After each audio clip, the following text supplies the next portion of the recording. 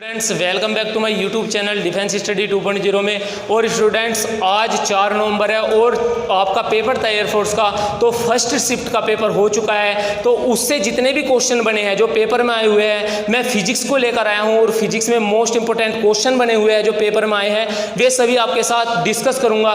तो आप एक एक क्वेश्चन करके देखिए, क्योंकि आज बहुत ही ईजी पेपर आया है। तो आप जो आगे के पेपर देने वाले हैं 5 से और 8 नवंबर के बीच जो बच्चे पेपर देने वाले हैं, तो आप सभी रिव्यू को जरूर देख के जाइए। तो एक एक क्वेश्चन आपके सामने रखता हूं और आपको बताता हूं कि कौन कौन सा क्वेश्चन बना हुआ है। बच्चों ने सेंड किया है क्वेश्चन, तो वही क्वेश्चन होंगे जो पेपर में आए हुए होंगे, और जो आ सकते हैं उन क्वेश्चन के बारे में भी मैं आपको बताऊंगा।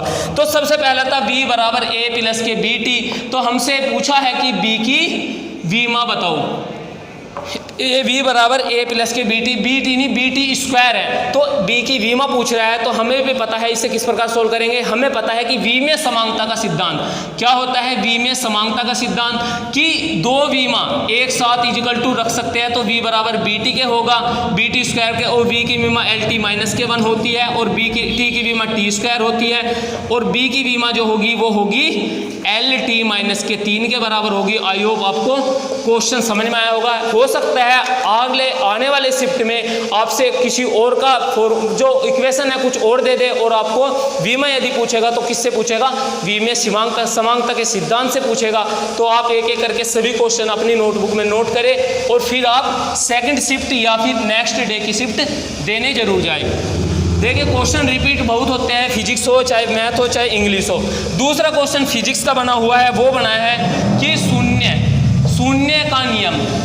शून्य का नियम किसकी परिभाषा देता है, किसकी परिभाषा देता है। तो शून्य का जो नियम है वो उष्मा गति की चैप्टर है, उसमें यो बिल्कुल डायरेक्ट ऐसा ही क्वेश्चन बना था कि शून्य का नियम किसकी परिभाषा देता है, तो यो टेम्परेचर की परिभाषा देता है, ताप की परिभाषा देता है। स्टूडेंट दूसरा भी क्वेश्चन बहुत मोस्ट इंपोर्टेंट था। और तीसरा क्वेश्चन क्या था, तीसरा क्वेश्चन समझिए कि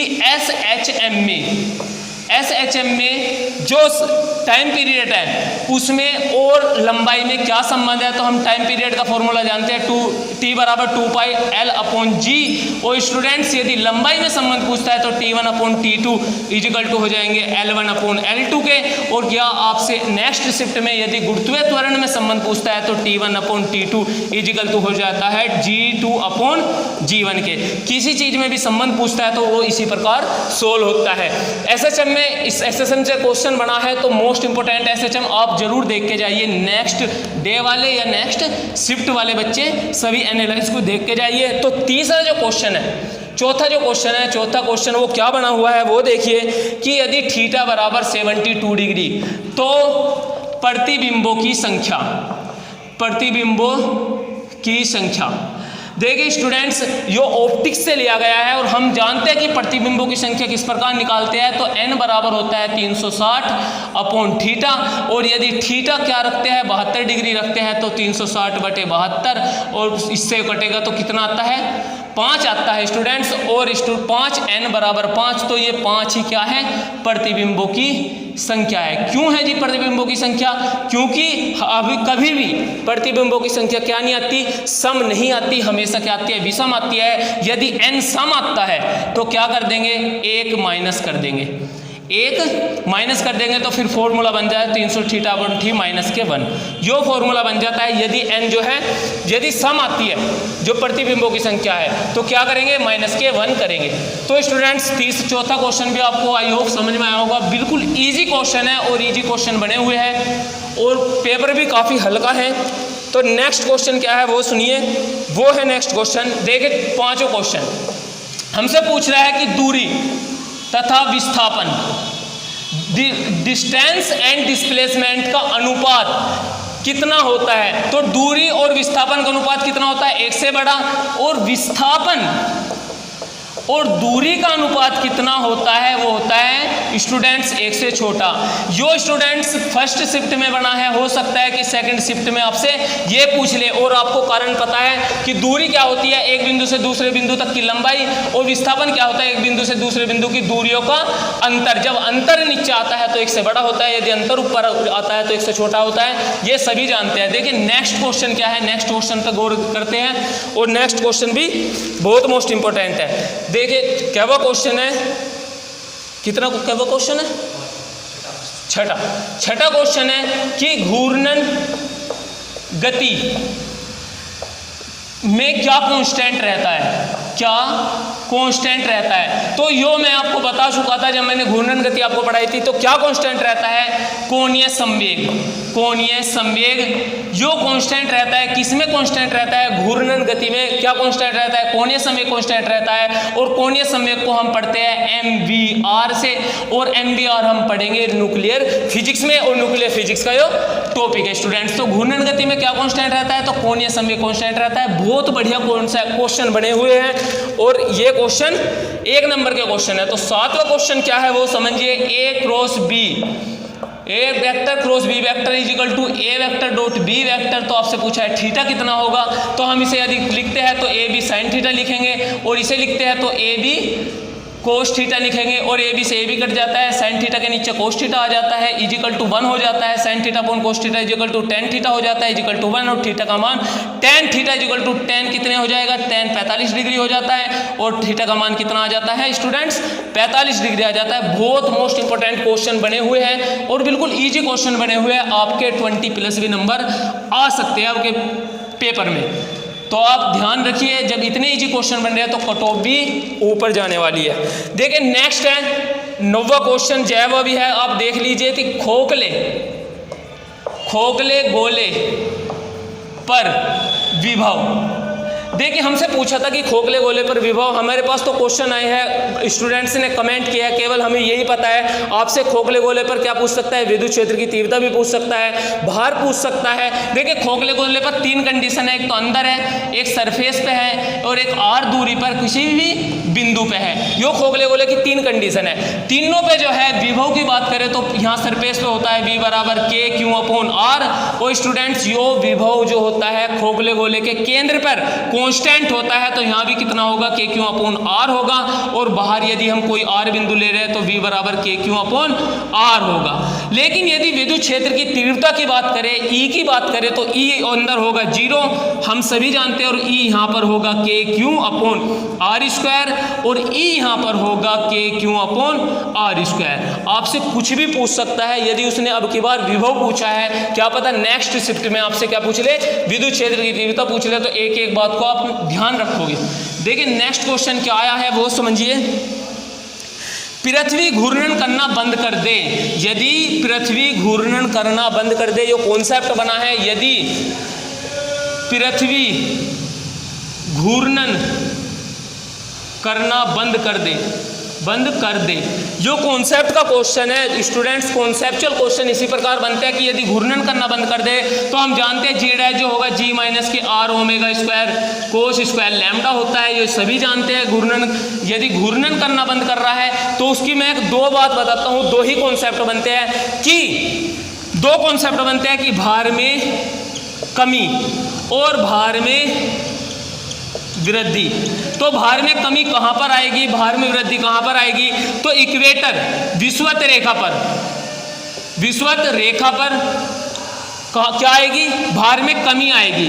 विषुवत रेखा पर क्या आएगी, कमी आएगी, इक्वेटर पे कमी आएगी, भूमध्य रेखा पर कमी आएगी। लेकिन यदि वृद्धि नहीं, यदि कांस्टेंट की बात करते हैं, भार एकदम क्या है, कांस्टेंट है, कोई परिवर्तन नहीं होता। जो परिवर्तन का भी बन सकता है स्टूडेंट्स, कमी का आज बना है, क्या पता नेक्स्ट शिफ्ट में परिवर्तन का बन दे, पर कि भार में कोई भी परिवर्तन ना हो, भार में कोई भी परिवर्तन न हो, तो वो होता है स्टूडेंट्स पोल पर, ध्रुवों पे भार में कोई परिवर्तन नहीं होता। कि यदि पृथ्वी घूर्णन करना बंद कर देती है तो भार में जो कमी होगी वो विषुवत रेखा पे होगी, यदि ध्रुवों पे कोई चेंज नहीं होने का। देखिए नेक्स्ट क्या है, नेक्स्ट क्वेश्चन भी देखते हैं, 11वां 12वां जौन सा भी क्वेश्चन है, तो आप ध्यान से देखिए। इतना इजी पेपर है अब की बार कि इससे इजी पेपर नहीं बन सकता, कोई से भी बार कोई से भी अटेम्प्ट में इतना इजी पेपर नहीं आया है। तो 11वां क्वेश्चन क्या है वो देखिए कि नोर गेट का जो व्यंजक होता है, जो नोर गेट का व्यंजक होता है वो क्या होता है, तो हम जानते हैं A बराबर होता है A प्लस के B का बार। यो आपसे पूछा गया है, एक स्टूडेंट्स था अनुज, उसने मुझे सेंड किया था ये कि A B और यहाँ होता है A इंटू बी वाई बराबर, तो यदि 0 0 तो 0 0 1 तो 0, 1 0 तो 0 और 1 1 तो 1। जो किसका व्यंजक था जो था स्टूडेंट्स किसका था, एंड गेट का था, एंड गेट का था। आपसे कुछ भी पूछ सकता है, एंड गेट का पूछ सकता है। और यदि हम y बराबर a इंटू बी का बार लगा दे, a इंटू बी पे क्या लगा दे, बार लगा देते हैं, तो हमारा किसका बन जाता है, यो बन जाता है नैंड गेट का, नैंड गेट का बन जाता है स्टूडेंट्स। तो 0 का 1 हो जाएगा, 0 का 1 हो जाएगा, 0 का 1 हो जाएगा और 1 का 0 हो जाएगा। तो यो किसका बन जाएगा, यो बन जाएगा नैंड गेट का। क्या पता नेक्स्ट शिफ्ट में ये पूछ ले, तो आपको सभी को शिफ्ट के जितने भी एनालाइज है आपको देख के जरूर जाना है। तो देखिए नेक्स्ट क्वेश्चन क्या है, नेक्स्ट क्वेश्चन क्या बता रहा है, वो है जी अनुनादी आवृत्ति। 12वां क्वेश्चन क्या है, अनुनादी आवृत्ति। देखिए आवृत्ति जो है, अनुनादी आवृत्ति के बारे में पूछ रहा है, तो सबसे पहले तो वही पता होना चाहिए अनुनादी की कंडीशन। तो XL इजिकल टू होता है XC के बराबर होता है, और अनुनादी आवृत्ति होती है FC बराबर होता है 1/2 पाई इंटू √LC। अब से देखिए इस शिफ्ट में केवल और केवल फॉर्मूला पूछा है, क्या पता नेक्स्ट शिफ्ट में कोई से भी या तो धारिता में वृद्धि कमी कर दे, उसका भी रिलेशन आपसे पूछ सकता है। तो आई होप ये क्वेश्चन आपको बिल्कुल समझ में आ रहे होंगे, और बिल्कुल इजी पेपर है और इजी क्वेश्चन आपकी बार दिए गए हैं फिजिक्स के। तो 12-13 क्वेश्चन हमने आपको करा दिए हैं फिजिक्स के। देखिए नेक्स्ट, देखिए नेक्स्ट है आइंस्टीन का समीकरण। देखिए ये तो सभी जानते हैं कि आइंस्टीन का क्या समीकरण होता है, E बराबर होता है mc²। और यदि हम एक फॉर्मूले की और बात करें तो E बराबर होता है W0 प्लस E के। जो भी क्या है, आइंस्टीन का ही समीकरण है। तो आपसे एक समीकरण पूछा होगा कोई सा भी, तो आप इसे दोनों को उतार लीजिए, क्योंकि नेक्स्ट शिफ्ट में भी कुछ ना कुछ आपसे इससे रिलेटेड कुछ ना कुछ जरूर पूछेगा। तो नेक्स्ट क्वेश्चन और देखते हैं, वो देखते हैं, सुनिए। वो पूछ रहा है कि आवेग, तनाव, प्रनोद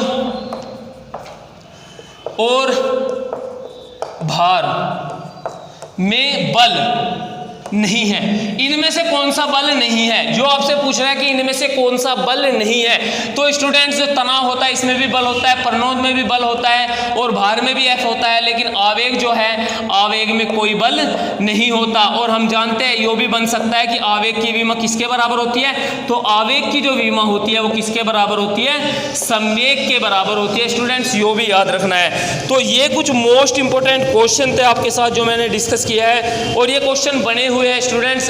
ये 14-15 क्वेश्चन ही मुझे जो है मैसेज में आए थे, कमेंट में आए थे, तो वे मैंने आपको बता दिया है। यदि अब नेक्स्ट जो वीडियो होगी उसमें हम मैथ के क्वेश्चन और इंग्लिश के क्वेश्चन और वाई ग्रुप के क्वेश्चन आपके साथ डिस्कस करेंगे। तो जय हिंद, जय भारत, शेयर करते रहिए बस।